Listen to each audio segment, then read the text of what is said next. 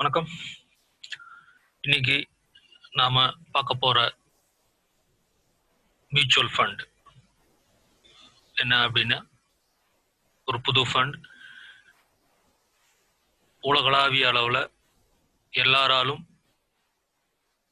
உற்றுப்பாக கவனித்து பார்க்கப்படுகின்ற ஒரு fund ESG fund. இந்த இஎஸ்ஜி ஃபண்ட் அப்படிங்கிறது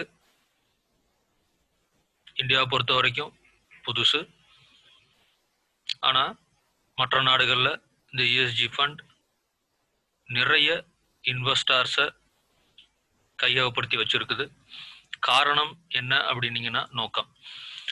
எல்லாருக்குமே தெரியும், ஒவ்வொரு ஃபண்டும் ஒரு பர்டிகுலர் ஆப்ஜெக்டிவோட என்ன பண்ணுறாங்கன்னா இன்ட்ரோடியூஸ் பண்ணுறாங்க மியூச்சுவல் ஃபண்ட் ஹவுசஸ்.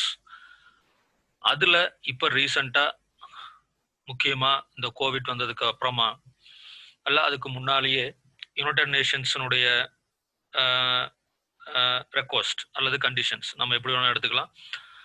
இந்த குளோபல் வார்மிங் அப்படிங்கிற ஒரு வார்த்தை நம்ம எல்லாருமே திரும்ப திரும்ப கேட்டே இருந்திருப்போம். ஸோ அதற்கு முக்கியமான காரணம் என்ன அப்படின்னீங்கன்னா, நாம் வந்து கன்வென்ஷனல் ஆயில்ஸை நாம் நிறைய யூஸ் பண்ணுறோம்.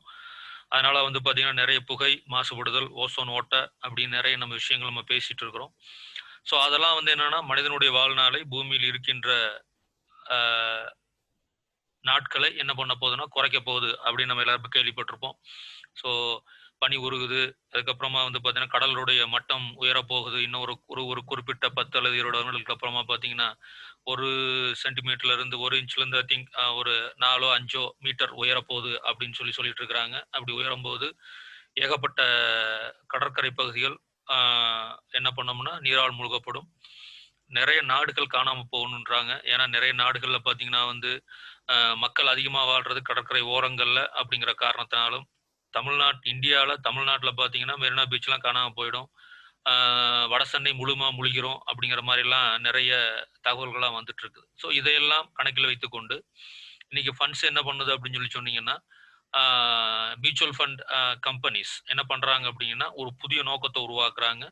ஏற்கனவே இந்த குளோபல் வார்மிங் காரணத்தினால ஒவ்வொரு நாடுகளும் தங்களுடைய உற்பத்தி சார்ந்த அல்லது உற்பத்தி சாராத விஷயங்களை என்ன பண்ணிட்டு இருக்காங்கன்னா, பாலிசிஸ் அப்படின்னு சொல்லுவோம், கொள்கைகளை என்ன பண்ணிட்டு இருக்கிறாங்க, மாத்திக்கிட்டு இருக்கிறாங்க. அப்படி மாத்துதல் மூலமா என்ன நடக்குது அப்படின்னு சொன்னீங்கன்னா, ஒரு கிரீன் என்விரான்மெண்ட்டை கொண்டு வர முடியுமா, ஒரு சுற்றுப்புறல் சார்ந்த ஒரு அமைதியான என்விரான்மெண்ட்டை கொண்டு வர முடியுமா அப்படின்னு அவங்க என்ன பண்றாங்க, எதிர்பார்க்குறாங்க. அப்படிங்கும்போது ஏன்னா அந்த கன்வென்ஷனல் இருந்து நான் கன்வென்ஷனல் சிஸ்டத்துக்கு நம்ம மாறும்போது நிறைய செலவு பிடிக்கும். அந்த செலவுகளை எப்படி சமாளிக்க முடியும் அப்படிங்கும்போது யூஸ்வலாக நாம் சொல்கிற அதே தான். ஒன்று கடன் வாங்கணும், அல்லது பார்த்தீங்கன்னா வந்து ஈக்விட்டி ஃபண்டு டெவலப் பண்ணணும். இந்த இஎஸ்ஜி ஃபண்ட் அப்படிங்கிறது ஒரு டைப் ஆஃப் ஃபண்டு. இந்த ஃபண்டு வந்து பார்த்தீங்கன்னா ஈக்விட்டிலையும் இன்வெஸ்ட் பண்ணலாம், பாண்ட்லையும் இன்வெஸ்ட் பண்ணலாம். ஸோ இந்த மாதிரி மாற நினைக்கின்ற நிறுவனங்களுக்கு தேவைப்படுகின்ற பணத்தில் அல்லது அதில் அந்த மாதிரி நிறுவனங்களில் போய் நம்ம என்ன பண்ண போகிறோம், இன்வெஸ்ட்மெண்ட் பண்ண போகிற ஃபண்டுக்கு பேர் தான் இஎஸ்ஜி ஃபண்ட். இந்த இஎஸ்ஜி ஃபண்ட்ல இஎஸ்ஜி அப்படிங்கிறது என்ன குறிக்குது அப்படின்னு சொன்னீங்கன்னா, இ மென் ஃபார் என்விரான்மெண்டல் சுற்றுச்சூழல், எஸ் மென் ஃபார் சோசியல் சமூகம், G men for corporate governance நிர்வாகம்.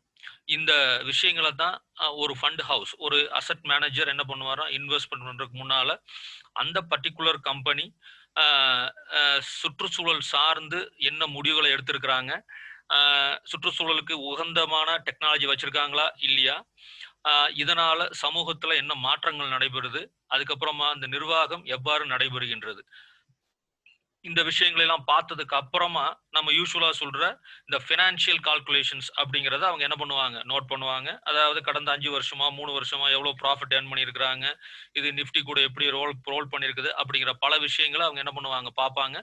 அதை எதை வச்சு பார்ப்பாங்கன்னா, பிரைஸ் டு புக் வேல்யூ அப்படிங்கிற ஒரு கான்செப்ட் வழியா அவங்க என்ன பண்ணுவாங்க, பார்ப்பாங்க. இது உங்களுக்கு நம்ம படிச்சிருக்கிறோம். ஸோ இந்த இஎஸ்ஜி ஃபண்ட் அப்படிங்கிறது ஒரு மிக மிக முக்கியமான ஒரு ஃபண்டு. இது என்ன ஏற்படுத்த போகின்றது அப்படின்னு சொன்னீங்கன்னா, சமூகத்தின் மீது ஏற்படுகின்ற ஒரு கரிசனம், இன்றைய இருக்கின்ற மக்கள் அது இனிமேல் வரப்போகின்ற மக்களுக்கான ஒரு முக்கியமான ஒரு விஷயமாக இது என்ன பண்றோம், நம்ம பார்க்கணும் அப்படின்னு சொல்றோம்.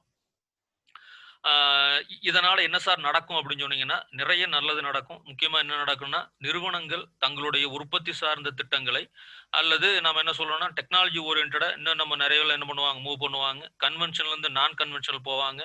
ஏற்கனவே நம்ம எல்லாரும் பார்த்துட்டு இருக்கிறோம். நிறைய நிறுவனங்கள் நிறைய நாடுகள் என்ன பண்ணுதுன்னா வந்து, தங்களுடைய எலக்ட்ரிசிட்டி புரொடக்ஷனுக்கு பார்த்தீங்கன்னா வந்து, இந்த க்ரூட் ஆயில்ல சம்மந்தப்படாம இல்லாம, அந்த அணு உலைகள அ நம்ம என்ன சொல்வோம் அப்படின்னு சொன்னீங்கன்னா, சாராம மீண்டும் பார்த்தீங்கன்னா, இயற்கை வழி சார்ந்த உற்பத்தி முக்கியமா சூரிய ஆற்றல். அது அதிகமா பயன்படுத்தணும்னு சொல்றாங்க. ஸோ அந்த மாரி நிறுவனங்களுக்கு இந்த மாரியான ஃபண்ட் என்ன பண்ணும்னா, ஹெல்ப் பண்ணும். நெறைய அதுல நம்ம இன்வெஸ்ட் பண்ண முடியும். அவங்களுக்கு அ புதிய ஒரு கிரீன் என்வைரன்மென்ட், ஒரு கிரீன் எனர்ஜி நமக்கு என்ன பண்ணும், நமக்கு கிடைக்கிறதுக்கு ஒரு மிக மிக மிக முக்கியமான ஒரு வாய்ப்பாக இருக்கும். முக்கியமா என்ன கிடைக்கும்னா, சுற்றுச்சூழல் பாதிப்பு தொடர்பான விஷயங்கள் நம்ம இதுல என்ன பண்ணலாம், நாம வந்து தவிர்த்திறலாம். நீடித்த வளர்ச்சியில அக்கறை கொண்டுள்ள நிறுவனங்களுக்கு நல்ல எதிர்காலம் என்ன பண்ணும் இருக்கும். அதுக்கு நாம என்ன பண்ணணும், நாம போய் என்ன பண்ணுவோம், நாம இன்வெஸ்ட் பண்ணுவோம். ஸோ இதன் மூலமாக நமக்கு நிறைய நல்லது நடக்கும் அப்படின்னு நிறுவனங்கள் எதிர்பார்க்கின்றன. வளர்ந்து வருகின்ற முதலீட்டாளர்களும் தங்களுடைய வருமானத்தை மட்டுமே கவலைப்படாமல் என்ன பண்றாங்கன்னா, இந்த மாதிரி சமூகத்திற்கு பயன்படக்கூடிய பயன்பாட்டில் இருக்கக்கூடிய உபயோகக்கூடிய விஷயங்களுக்கு என்ன பண்ணலாம், இன்வெஸ்ட் பண்ணலாம் அப்படின்னு நினைக்கிறாங்க. அந்த மாதிரி வகையில இந்த ESG ஃபண்டுங்கிறது ஒரு நல்ல ஒரு ஆப்பர்ச்சுனிட்டி. ஸோ அதில் இன்வெஸ்ட் பண்ணோம்னா நிச்சயமா நமக்கு நல்ல ப்ராஃபிட் கிடைக்கும். அது எப்படி, என்ன, இந்தியாவில் எத்தனை ஃபண்ட் இருக்குது அப்படிங்கிறதெல்லாம் வந்து நம்ம என்ன பண்ணலாம்னா அடுத்த வீடியோவில் பார்க்கலாம். நன்றி.